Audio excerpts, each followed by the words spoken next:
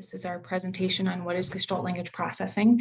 My name is Hope Super, and I'm a speech language pathologist at Cleveland Clinic Children's, and myself, along with two other speech therapists, have compiled this information for you that we hope that you will find to be helpful. So we want to start off by talking about the two different types of language development.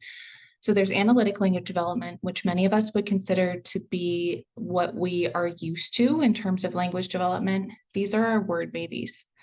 So their first unit of language is actually words. They start by using single words, and then they start with two-word combinations, use of emerging grammar in first phrases, use of first sentences, and then use of more complex sentences and grammar. By contrast to that, we have our Gestalt language development processors, also known as our intonation babies. Their first unit of language is actually chunks of language as opposed to the single words.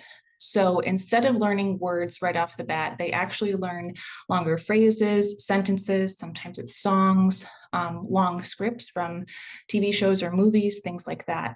And what is important to understand about Gestalt language development is that these children are copying things directly as they have heard them from their original source. It could be places like the media, like we talked about, video games, different types of TV shows, movies, YouTube clips, songs that they've heard before. And then they are going to learn eventually how to break down these gestalts into single words and then use them to create their own novel sentences later on. So I wanted to play for you a short clip that also summarizes the difference between our analytic language development processors and our Gestalt language development processors, and then we'll dive more into each type.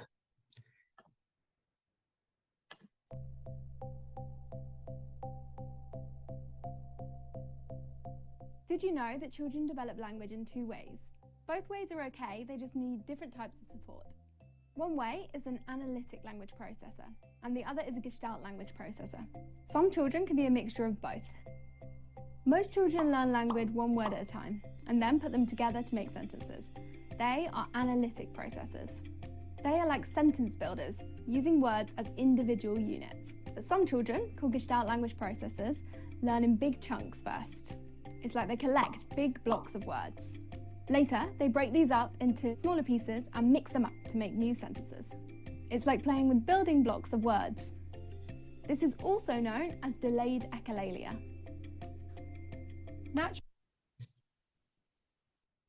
So that just gives you a brief summary of the different types of language development. Now let's dive into analytic language development a little bit more. So this is, like we said, a word-by-word approach where children learn language first by acquiring single words and then gradually combining them into phrases and sentences. This often begins with labeling and requests. So their early speech often includes labeling objects, like when they say ball, or making simple requests, saying more or up. And then their grammar develops step by step. So they learn to naturally add words, form short sentences, and follow grammatical rules over time as they progress into speaking into sentences and conversation. So again, this is just a review of the chart that we already talked about. And this is an example of how an analytic language development processor might progress through the stages. So they first start off by saying cat, and then the two-word phrase, go cat, a longer phrase, I got cat, even longer sentence, I got my cat at home, and then the more complex grammar comes in stages 5 and 6. The cat can't go, and wouldn't he have been going? Gestalt language development, by contrast, is a different way of learning language. Some children acquire language in whole chunks instead of single words. So they begin with scripts, also known as gestalts, and delayed echolalia. Children repeat full phrases exactly as they are heard, often from caregivers, media, or past experiences. So again, this delayed echolalia piece is key here. So the child is copying something from an original source and then repeating it exactly as they have heard it before in a different context. So usually the intonation is going to be right on par with what they've heard before. So that up and down, rising and falling of your voice in terms of pitch is definitely going to be copied. So on here it says intonation is key. The Gestalt phrases are often spoken with the same rhythm, melody, and emotion as when was first heard. And there's a progression over time. where their gestalts gradually become more flexible and individualized. Eventually, children create their own sentences by mixing, modifying, and recombining words. So let's talk about what is a gestalt. A gestalt is a chunk of language that's often learned as a whole unit from caregivers, media, or past experiences, and it is repeated exactly as it was heard from the original source. That's what's known as delayed echolalia. Examples could be, it's time to go, ready, set, go, are you okay, and it's a brand new car. So let's talk about are you okay, and it's a brand new car over here.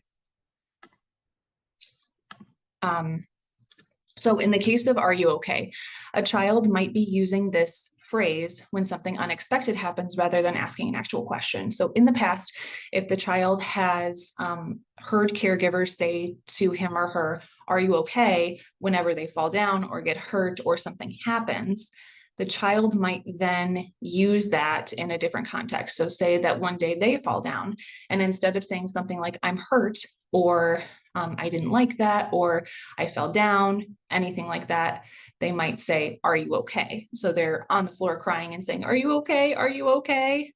They're not actually asking that question in that context.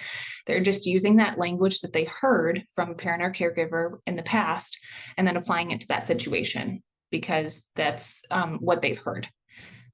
In the case of it's a brand new car, a child might say that if they are a Gestalt language processor during moments when they are excited. So it might be used not necessarily when they see a new car. So say that this Gestalt comes from a TV show or a game show that they were watching, and the child got really excited when they saw the announcer say, it's a brand new car. So now, whenever the child is excited, regardless of there being a car or not, say they're running around outside playing with some friends, they might be running around and saying, it's a brand new car, it's a brand new car, even though there's no car at all. So what we know about Gestalt language processors is they're, like we said, copying this language from an original source and using it to a context. Usually there's an emotional component to why they're using it in that situation, and it cannot be interpreted literally. So they're not actually saying, as I said, that there's a brand new car in this situation. What they're actually saying is, I'm really excited right now. Let's talk about the different stages of natural language acquisition. So natural language acquisition is the process that children who are Gestalt language processors go through. So there are different stages that they go through in developing their language so that they can become novel, independent communicators themselves. So natural language acquisition is the process, the different stages that they go through. And then the actual child is called a Gestalt language processor, or a GLP. This is a great chart, and I would recommend this source. This is from Marge Blanc's website. It's called communicationdevelopmentcenter.com, and Marge Blanc is one of the lead researchers in our field related to Gestalt language development. She wrote a book, which I will reference at the end of this presentation as well, if you're interested in finding out more information. But Marge Blanc is another speech language pathologist, and like I said, she's one of the lead researchers in the field of Gestalt language development. Okay, so let's talk about the different stages of natural language acquisition that Gestalt language processors go through. So stage one is the gestalts. This is language that's heard in one situation and can be used in another. It can be full songs, sentences, scripts, or parts of media. And the examples over here are the entire ABC song, parts of different songs, If You're Happy and You Know It, or Happy Birthday to You. Also things that they might have heard from media, like let's get out of here, say that that was something that they heard on a TV show, or something that they've heard caregivers say in the past, like want some more. Language gestalts are part of the experiences of life. They could be lived experiences or those enjoyed via media, and they often carry personal meaning, often emotional, and should not be interpreted literally, like we talked about. So I have a good clip that I want to share with you of a stage one Gestalt language processor over here. And it talks about doing the detective work to figure out, why is this child saying this Gestalt? So in this clip, this child is using the entire Twinkle Twinkle Little Star song to mean something like it's dark or the lights are off. And you'll see in this video, this is another great resource to this Instagram page for parents that are interested in learning more about Gestalt language development. This is a resource called Meaningful Speech. And this is run by a speech language pathologist named Alexandria Zakos. She goes by Alex, and she actually trained under Marge Blanc, who was one of the lead researchers in the field related to Gestalt language processing. And she created her own training modules. So she has a course that parents can take, as well as professionals can take on Gestalt language development and Gestalt language processing. And then she has a great Instagram page where she shares lots of meaningful information about Gestalt language development. She shows clips of therapy, which we will see a lot of today. And it's a really great resource if you're interested in learning more about this. So I will play this for you. As I said, this is a stage 1 Gestalt language processor, and he is using the Twinkle Twinkle Little Star song to mean something like, it's dark, it's nighttime, let's turn the lights off. Okay. So this is him actually doing therapy with Alex. Diamond in the sky, twinkle, twinkle, little star, how I wonder what you are. Okay, and you'll see at the end there, he actually turned the lights back on and he stopped singing. So again, stage 1 Gestalt language processor. And it said in there that whenever it was nighttime at home, his mom would sing Twinkle, Twinkle, Little Star, and they would turn the lights off and it would be time to go to bed. So in the context of therapy now, the child is using the Gestalt, the entire Twinkle, Twinkle, Little Star song. He sings that whenever he wants to turn the lights off or whenever the lights are off, to symbolize either it's dark or let's turn the lights off. Okay. Stage 2 is mitigated gestalts. So the language from stage 1 is broken down into smaller parts and they are recombined in new ways. So instead of singing the entire ABC song, the child might be combining different song lyrics together. So ABCD to you, you're happy with me, LMNOP and you know it. Or they might be combining phrases that they've heard from media or caregivers say, let's get out of here and want some more, become let's get some more, or want out of here. And these mixing and matching, these mitigations, communicate more specifically than the original gestalts and express more communicative intentions. Okay, so I have a clip here of a stage 2 Gestalt language processor. So in here, you'll notice, this is another clip from Meaningful Speech. So the child is in therapy. He's actually in therapy with a speech therapist and an OT at the same time, and they're drawing shapes.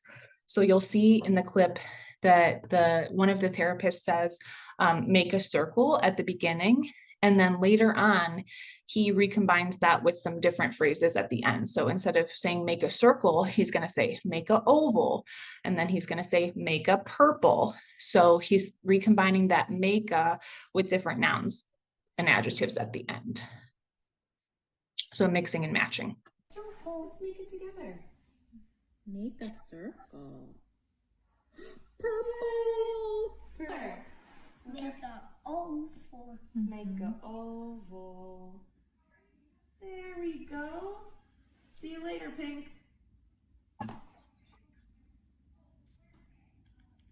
Ooh, I got it.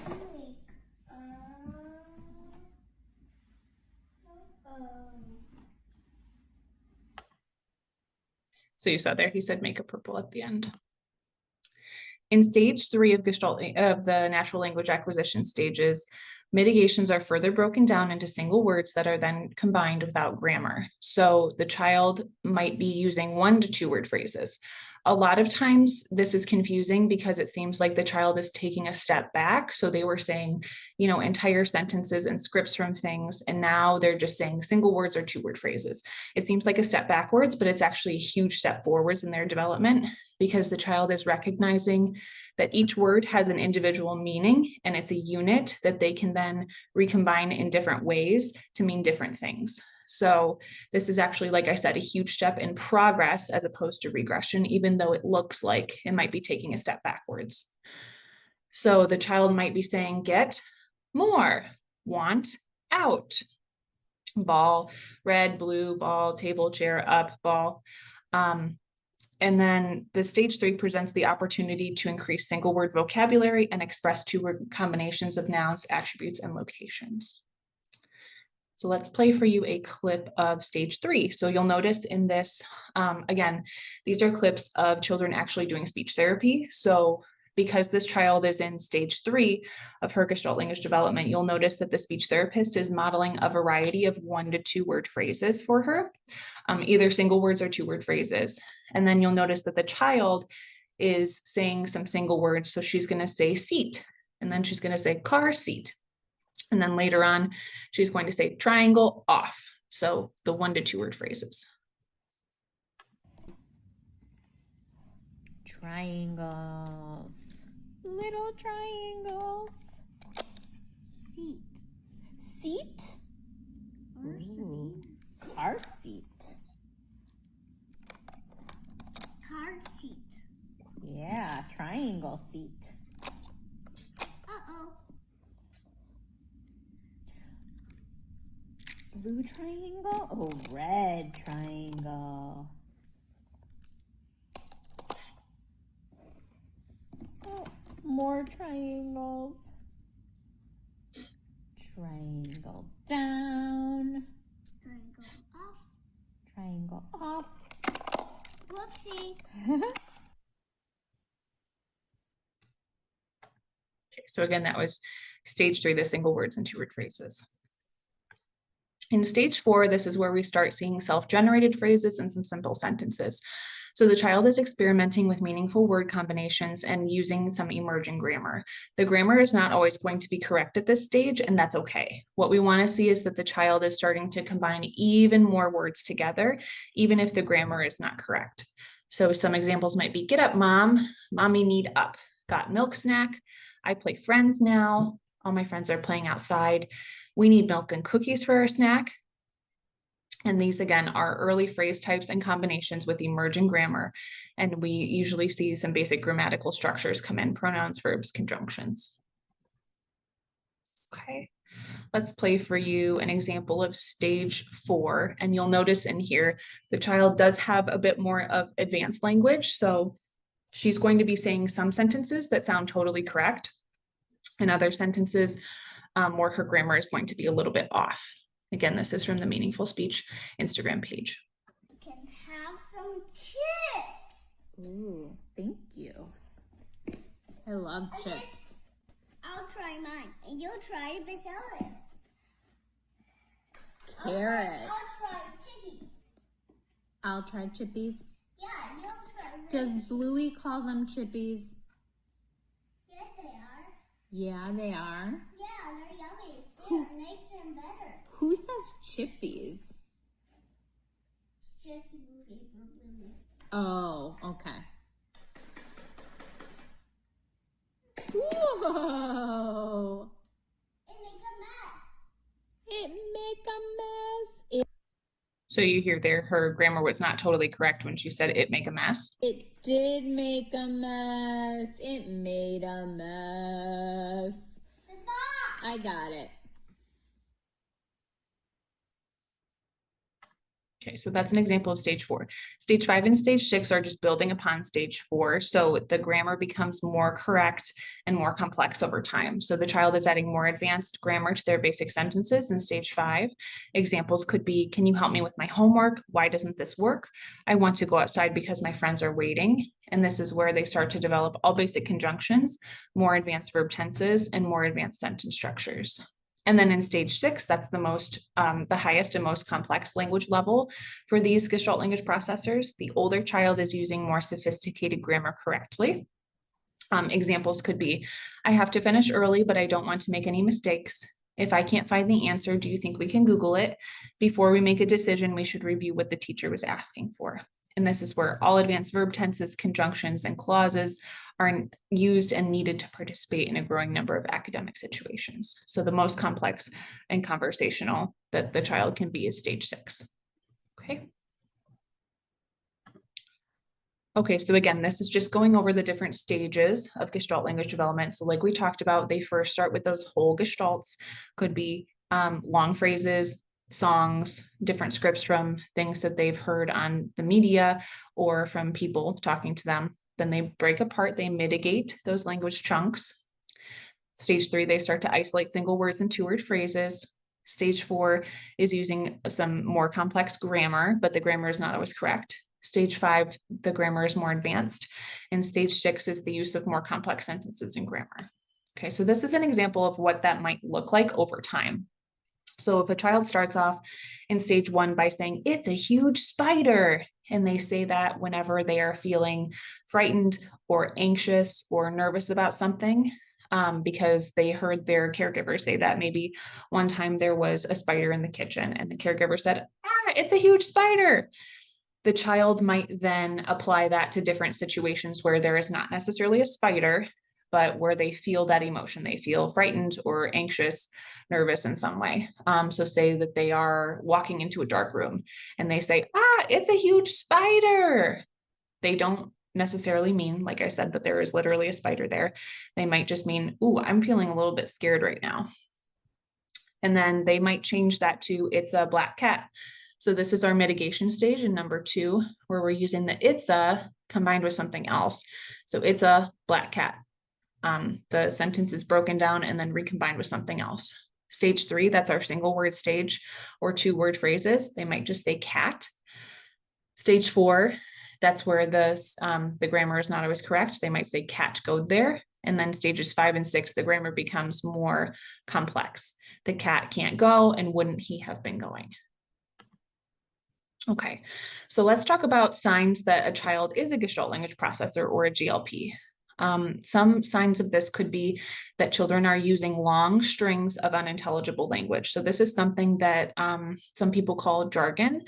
So before a child can actually be totally understood, maybe we're just hearing the rise and fall of their voice. Like it sounds like they're trying to say something. We just can't make out exactly what it is.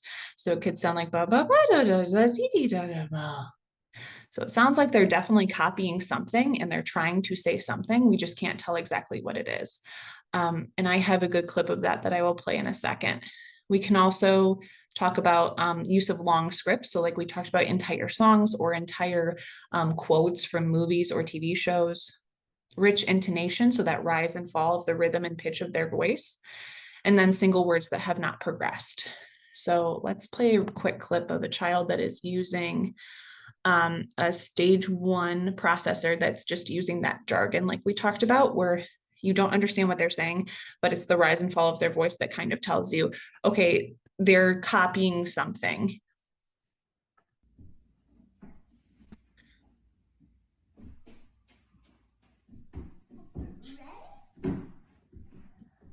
Ready?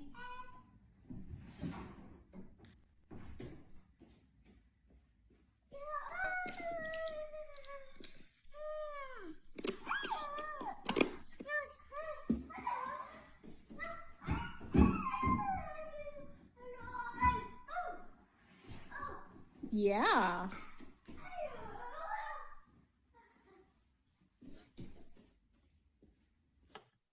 So you heard in there that unintelligible string of up and down language. That is a good example of a child that is in stage 1 of their Gestalt language development. And then, like we talked about, single words that have not progressed. So at the beginning of that clip, if you saw, the child said "ready," and then he slid down the slide. That's probably something that he has heard people say to him in the past whenever he goes down a slide or does something like that. So he said "ready," but he is not able to then combine "ready" with other words. So the single word has been taught, but he can't progress it beyond that single word level or that single word context. So he's using "ready," but he can't say "ready, go." He can't say "ready, slide," or "ready, play," or "I'm ready," anything like that. The child also may not be responding to traditional therapy approaches like increasing vocabulary or modeling expansions of the child's language, and their taught phrases have not progressed. Their single words stay as single words, and they're not combining them to create those 2 to 3 word phrases like we just talked about with that child that was just saying "ready," and he's not progressing beyond that level for that word. Oftentimes, we might see too that the single words are labels of things. So a child might be able to say eyes, nose, mouth, dog, cat, apple, and they're able to identify those things in pictures or in real life objects. But then they're not able to, like I said, progress beyond that single word level to the 2 to 3 word phrase level. So they're not able to say like mommy's eyes or big cat or something like that. The child also may sing, hum, or vocalize with that rich intonation like we saw in that clip. They might show signs of Gestalt thinking, where they prefer whole groups of items over parts, or might be upset when pieces are missing to something. They might view their routines as whole, to be completed as sequences, not to be changed. So if, for example, the child becomes very, very upset during their bedtime routine if reading books is left out, or if you don't read the exact number of books that they would expect, or if something is skipped for time in a routine like that.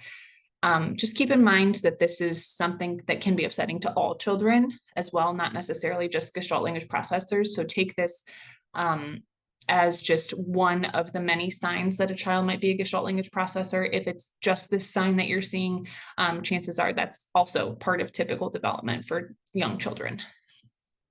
They also might rewind shows, songs, or movies to specific sections and rewatch them frequently. So the child might be on YouTube and they see this clip that they really, really like, and they just keep rewinding it and watching it, rewinding it and watching it, because they really like that script or how it sounds to them. It gives them that emotional feeling that makes them want to watch it over and over and over again, that Gestalt. Okay. So in terms of supporting Gestalt language processors, it's important that we are detectives, that we discover the hidden meaning of their scripts or Gestalts, as some cannot be taken literally. Remember that most are linked to an emotional experience, and try to think about the intention of the Gestalt. Do you recognize the melody of the song? What might that song mean to your child? And why might they be singing it now? So some examples, again, of how Gestalts might not be interpreted literally, but are used to communicate feelings or other thoughts. If a child says, I'm Spider-Man, they might mean something like, I'm coming to help, because Spider-Man is the hero and heroes always figure out a way out of the mess. If a child says broccoli and carrots, they might be saying, I'm sick, because they threw up one time when they had broccoli and carrots for dinner.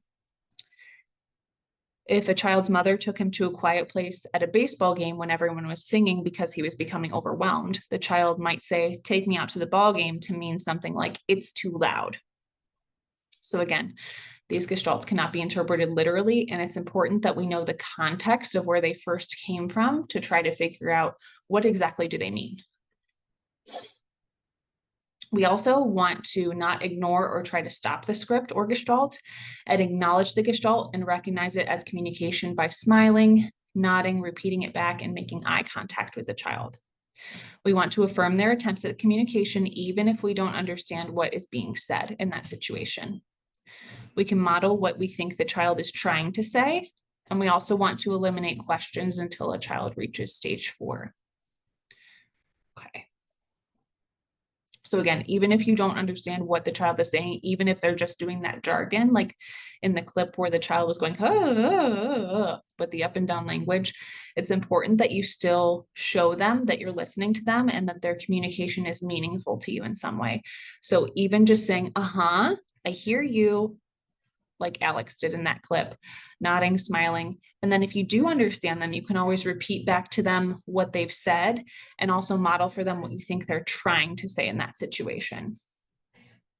So in the case of the broccoli and carrots, for example, if a child were to say, broccoli and carrots, and you know that that means that they're feeling sick, you could say something like, oh, broccoli and carrots, I hear you. Oh, I feel sick. I don't feel very good today. Something like that. And we'll talk about this more in future slides, but the way that we want to model language is actually from the child's perspective. So in the case of the broccoli and carrots, instead of me saying, oh, you feel sick, are you okay? Something like that. I want to say what the child might be feeling at that time. So instead of saying you, I'm going to say I, because that's what the child is probably thinking. They're probably thinking, I feel sick, I don't feel very good. So instead of saying you feel sick, you're going to say I feel sick. We also want to speak naturally throughout the day. If the child is in stage 1, this means modeling sentences and phrases that are associated with routines. And some examples are over here. This is from the Meaningful Speech Handbook, which is available on the Meaningful Speech website as well. Some examples could be time to brush teeth. Let's read together. We did it. Look at this. This is fun. I don't like it. And then we want to talk without the expectation of a response. So we want to make sure that the child has time to process and think about what we're saying and also come up with their own novel thoughts. So we're not just bombarding them with language the entire time. We're not just modeling and modeling and modeling for them, but we're taking turns being quiet and talking.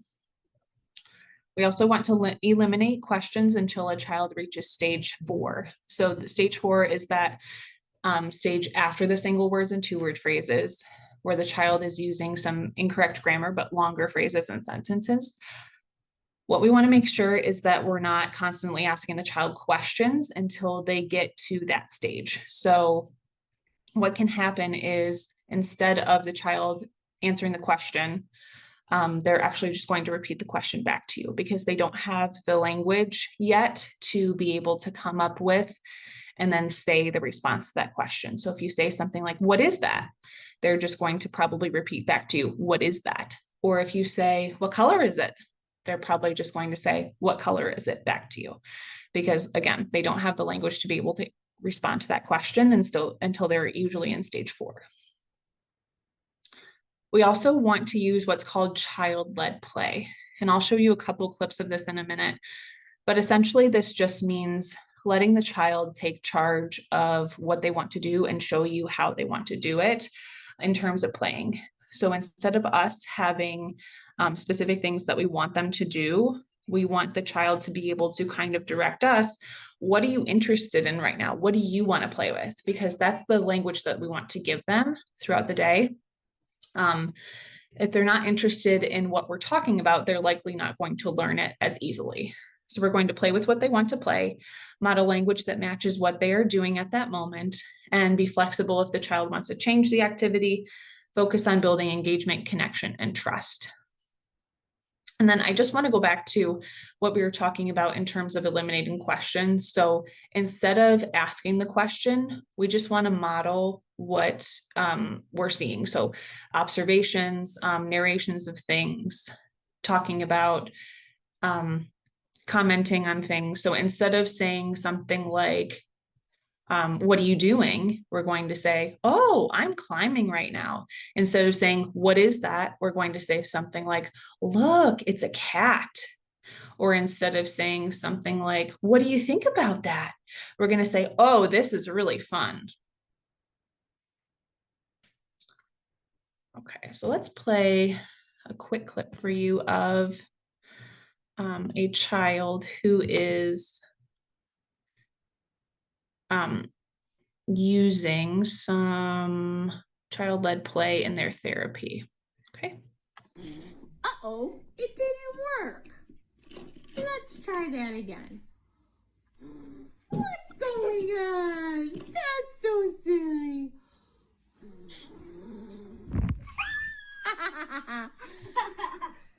That's fun. Want to do it again? All right, let's go.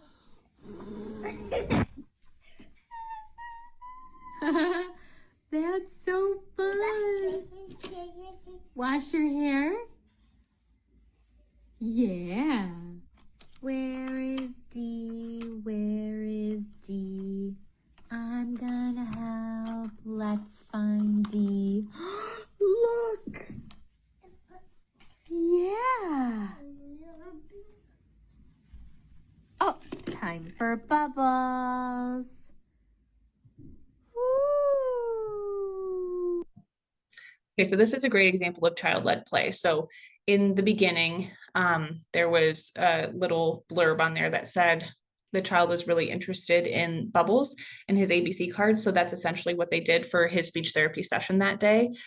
So the speech language pathologist was following the child's lead. He really, really wanted to play with bubbles. So they were playing with bubbles for quite a while. And instead of asking him questions, she was modeling for him phrases like, this is really fun. I like bubbles. And then the child wanted to play with his ABC cards. So she was modeling some language for him. She was singing that song, "Where is D? Where is D?" And that's not her necessarily asking a question in that instance. She wasn't expecting him to be able to find the letter D and say, "Oh, look, here it is." She was just modeling for that child what he might be thinking in that moment, because he was putting the ABCs in order. So he was doing A, B, C, and then he was looking for the card that had the D on it. So she was modeling for him that phrase, "Where is D? Where is D?" without the expectation of a response. She was just showing him how he could use language in that instance, what he might be thinking. And then the child wanted to play with bubbles again. So instead of saying, "Oh no, come back here, we have to finish our ABC cards," she said, "Oh, it's time for bubbles." And she let him go over, take a little break from the ABC cards and keep playing with bubbles. That's an example of child-led play, where we don't have necessarily expectations or an agenda for the child, but we just kind of go with the flow of what they want to do. Okay, and then we talked about this briefly already, but we want to speak from the child's perspective or a joint perspective. I, my, me, we, our, or us. So good examples are, if it's time to brush teeth, we need to brush, or I'm ready for bed. We need pants. There's the sock. We're going to avoid using the you pronoun just because it gets confusing with the I and the you, and when do we use each one of those words. Here's a summary, and this is also from the Meaningful Speech Handbook, of what we want to do to support Gestalt language processors. So being child-led, observing, being flexible, respecting their choices, hear what they are saying by being quiet, listening, and acknowledging what they have to say, investigating by being a detective, where we're identifying the source of their gestalts, identifying the intent, and modeling what we think they might want to say. Language should be natural, kid-friendly, with good variety and no prompts. We're not telling them, say this, say that throughout the entire session. We're just modeling for them what they might want to say without the expectation of, okay, say this now, and then decreasing questions, where instead of asking questions, we're going to show them how to model observations. So like, look, there's a cool car, commenting on something, wow, that was really fun, or narrating what they're doing. I'm climbing. And then the last section that we're going to talk about is what therapy actually looks like. You've seen quite a few clips already of what therapy might look like for a Gestalt language processor, but we're going to go a little bit more in depth now. Oftentimes parents tell me that therapy looks a lot like play, and this is definitely true, but keep in mind that your therapist is definitely thinking about a variety of things as they are going through and doing the therapy with your Gestalt language processor as a child. So we're thinking about having child-led play, where we're supporting that child's special interests and accepting all forms of communication and having fun with them. If the child is not having fun or feeling comfortable with us, they're likely not going to be in a state of readiness to learn. So this is first and foremost, by far, rapport, trust, and child-led play are the most important things in terms of Gestalt language development and the processors being able to learn. We also want to model natural language, limited use of questions and prompts, like we talked about. We're not asking them, what is this? What are you doing? Or saying, say this, say that. We're focusing on commenting, narrating, and giving them observations for things. We're acknowledging and repeating back what the child has said. And then we're not just bombarding them with language the entire time. We're giving them wait time. So sometimes we're going to be quiet and we're just going to listen and see if the child needs to process what we've said already, or if they want to take a turn and then say something themselves, so that we're not just saying, oh, look, a car, a bus, it's orange, it's blue, it's a block, that kind of thing. And then we also want to focus on regulation. So what do I mean by regulation? Sometimes children will come into our sessions and they don't feel calm in their bodies. So that might look something like the child constantly having to chew on something, or mouthing objects, or running around the room and not being able to focus on anything for an extended period of time, or climbing on things. This is an example of what dysregulation, these are examples of what dysregulation might look like. And oftentimes we will work with occupational therapists to ensure that the child is regulated, because occupational therapists are the expert in sensory regulation. We might try to add in sensory supports. So your therapist, your speech therapist might consult with an occupational therapist, or if you're already seeing an occupational therapist, they might contact them in some way, or they might recommend that your child receive occupational therapy so that we can figure out what sensory supports are best suited for your child. So that might look something like giving them a chewy tube or a chewy necklace if they want to chew on things all the time, so that they can chew on that while they are playing with us. It might look something like giving them heavy work, things to push and pull that are heavier to help them feel calm. So weighted balls are good, or big heavy objects that they can push across the room sometimes help children feel calm if they're children that like to lap the room or anything like that. It might also look like going on a swing at the beginning of the session, or dimming the lights if it seems like the room is too bright and it's overwhelming to them. And then we have active engagement with caregivers to determine the meaning of gestalts. So again, like we talked about, these gestalts cannot always be interpreted literally, like in the case of the broccoli and carrots comment. If a child comes into my therapy session and they start saying broccoli and carrots, and what they mean is, I'm sick, I'm about to throw up, and I don't know what that means, that's going to be a bad day for me. So it's important that we work hard with caregivers to talk about what are the gestalts that you're hearing and what do you think they actually mean? What's the context that they're from?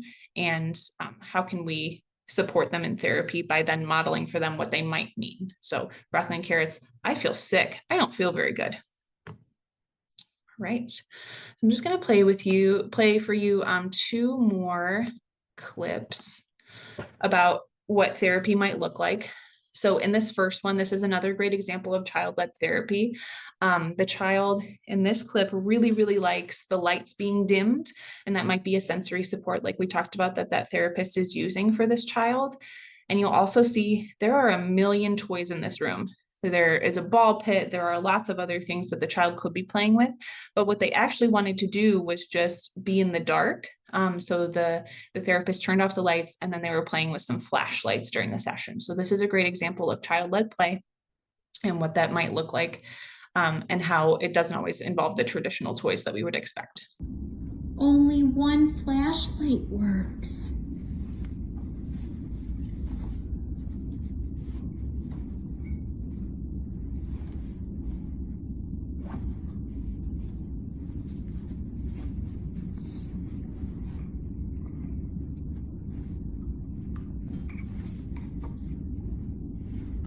So you hear right now, she was modeling some language for him. Only one flashlight works. And then she was quiet for quite a long period of time. So she's giving him time to process and also respond to whatever she's saying, or to come up with his own things that he wants to say in this instance. And you can see all the toys that are around the room, but the child is just focused on playing with the flashlights. Turn it off. Oh, It's really dark. I can't see. I need the lights. Where are they? I did it! I can see. okay. So you saw at the end there, the child turned off the lights, turned off both of the flashlights. So the therapist was like, okay, I better go turn the lights on. She was modeling for him the language in that situation. What happened to the lights? Where are they? We have to turn the lights on. And then she flips the switch on, and you can tell the child is really excited by that. So this is a good example of therapy does not always look like traditional playing with toys the entire time either. It might look like something like this, where if the child is really interested in playing in the dark, let's play with some flashlights in the dark and give them the language that goes with that. Okay, and then the final clip I want to play is a stage 4 Gestalt language processor. And the therapist is using some sensory supports to help the child in her therapy session. So the key things that this therapist that Alex was working on in this session were some indefinite pronouns, this, that, it's, those, and you'll hear her modeling some sentences with that as the child is playing. But this child actually just wanted to jump and play on the crash pad during this session. So the speech therapist is allowing her time to do that because that's what she's interested in. And also that's probably going to help her with her sensory regulation. The horse and the cow like jumping. No, they're too big. No, they're too big? Yeah,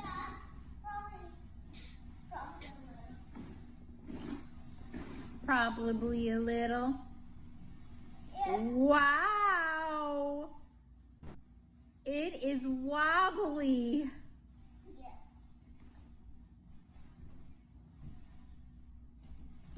Jump! Woo!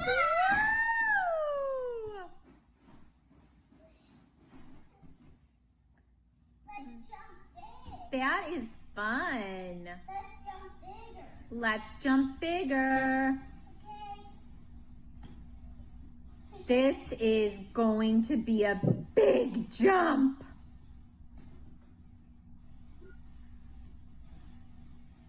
Whoa! I can fly. I can fly. I can fly. Okay, so that's a good example of, again, child-led therapy and what therapy might look like.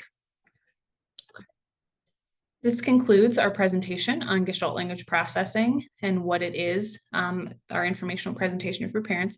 We hope that you found this to be helpful. Here are some resources for more information, which we have talked about throughout this presentation: the meaningfulspeech.com website, Meaningful Speech on Instagram, Communication Development Center, that's Marge Blanc's website, who's one of the lead researchers in the field of Gestalt language processing. This is the name of Marge Blanc's book. And then we have Cleveland Clinic Children's Outpatient Therapy Services. Ask your child's pediatrician for a referral and then call that number for speech therapy if you have any concerns or if you would like confirmation that your child is a Gestalt language processor. And then if you have any specific questions related to this presentation, please feel free to email us at our Peds Virtual Education account, pedsvirtualeducation@ccf.org. And here are our references.